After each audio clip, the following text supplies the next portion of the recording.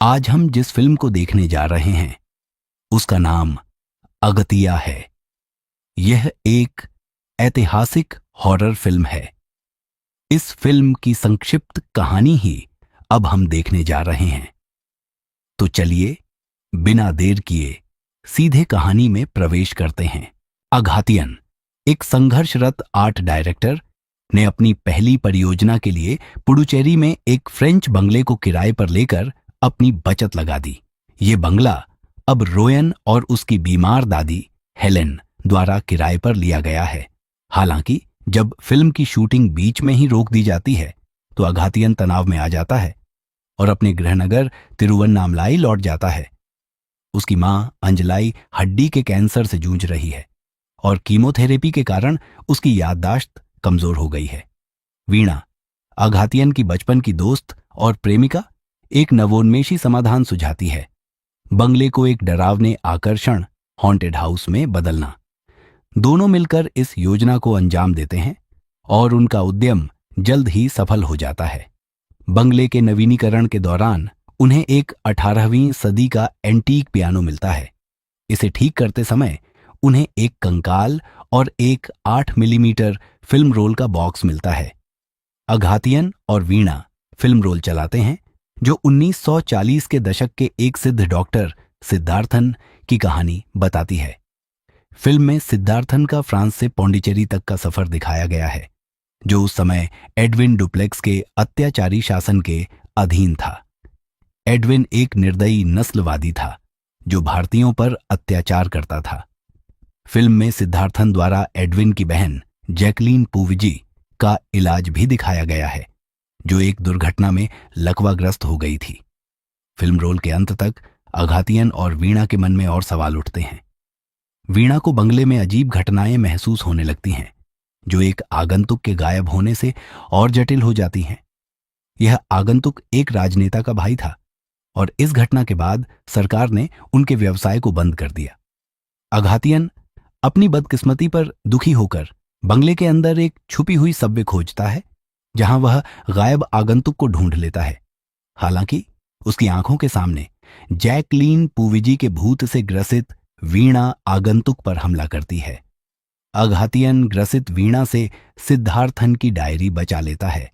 Diary में सिद्धार्थन के कुछ निष्कर्ष दर्ज हैं, लेकिन एडविन डुप्लेक्स के दुष्ट आत्मा ने उनकी खोज को बीच में ही रोक दिया और अघातियन और वीणा को बंगले से बाहर निकाल दिया। अघातियन को उसके पिता का फोन आता है, जो उसे बताते हैं कि उसकी मां की हालत बिगड़ रही है। घर लौटकर अघातियन डॉक्टर से परामर्श करता है और कन्नड़ी सिद्धर की एक तस्वीर देखता है, जिसे वह पहले भी देख चुका था, लेकिन वह रहस्यमय तरीके से गायब हो गया था। डॉक्टर सुझाव देता है कि सिद्ध चिकित्सा ही उसकी मां के इलाज का एकमात्र उपाय हो सकती है। बंगले के अतीत का सच जानने के लिए दृढ़ संकल्पित अघातियन रोयन और उसकी दादी हेलेन का सामना करता है। हालांकि वे उसे एडविन डुप्लेक्स के अवशेष देते हैं, जिसे अघातियन बेकार समझता है। अघातियन को यह नहीं पता था कि उसके जीवन को कालंगीनाथ सिद्धर ने आशीर्वाद दिया था, जिन्होंने उसे मृत पैदा होने के बाद पुनर्जीवित किया था। उसके पिता को दृढ़ विश्वास था कि अघातियन एक दैवीय बच्चा है, जिसे ईश्वरीय आशीर्वाद प्राप्त है। उस रात अघातियन को एक सपना आता है, जिसमें हेलेन उसे बंगले की ओर ले जाती है और एक वॉइस सिलेंडर के बारे में बताती है, जो उनकी अगली सुराग है। अघातियन और वीणा वॉइस सिलेंडर चलाते हैं, जिससे पता चलता है कि एडविन डुप्लेक्स ने अपने नस्लवादी स्वभाव के बावजूद सिद्धार्थन से दोस्ती का नाटक किया था, ताकि वह उसके औषधीय फॉर्मूले का फायदा उठा सके। हेलेन, एडविन की पत्नी, सच्चाई उजागर करती है कि उसके पति ने सिद्धार्थन की हत्या कर दी थी और उसे धोखेबाज बताकर अपने विश्वासघात को छुपाया था। एडविन की क्रूरता की कोई सीमा नहीं थी।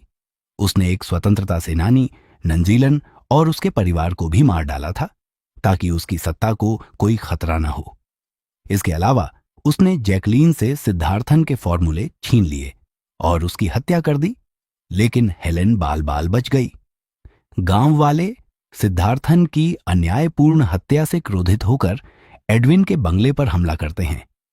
एडविन सबवे में भाग जाता है, जहां उसने औषधीय फॉर्मूले अपनी कब्र में छुपाए थे, जिसे उसने अमर जीवन के लिए विशेष रूप से डिजाइन किया था।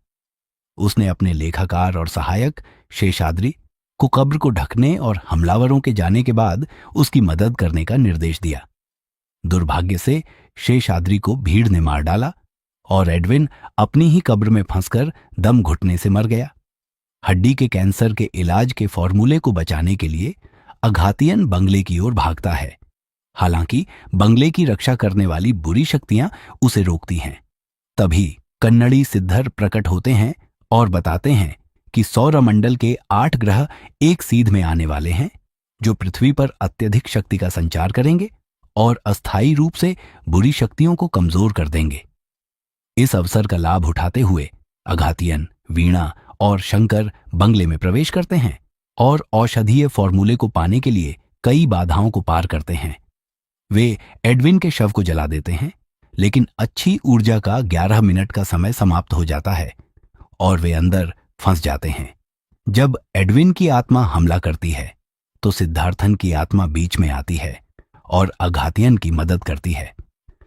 सिद्धार्थन बताते हैं कि अघातियन नंजीलन का पुनर्जन्म है और सिद्धार्थन और नंजीलन की आत्माएं अघातियन के साथ मिलकर एडविन की बुरी आत्मा को हरा देती है। अंधेरी शक्तियों के खत्म होने के साथ सिद्धार्थन और जैकलीन की आत्माएं अंततः मिलती है और एक साथ स्वर्ग की ओर प्रस्थान करती हैं। कुछ महीनों बाद अंजलाई को सिद्धार्थन के फॉर्मूले से बनी सिद्ध दवाओं के कारण ठीक होते देखा जाता है। अघातियन सोचता है कि भले ही उसकी मां की याददाश्त पूरी तरह से वापस न आए, लेकिन वह उसे बचाने के लिए कुछ भी करने को तैयार है। यह अगतिया फिल्म की पूरी कहानी थी। मेरे अनुसार यह एक औसत दर्जे की फिल्म है। मेरी रेटिंग 2.7/5। अगर आपको यह कंटेंट पसंद आया हो तो लाइक और सब्सक्राइब करें। दोस्तों, देखने के लिए धन्यवाद।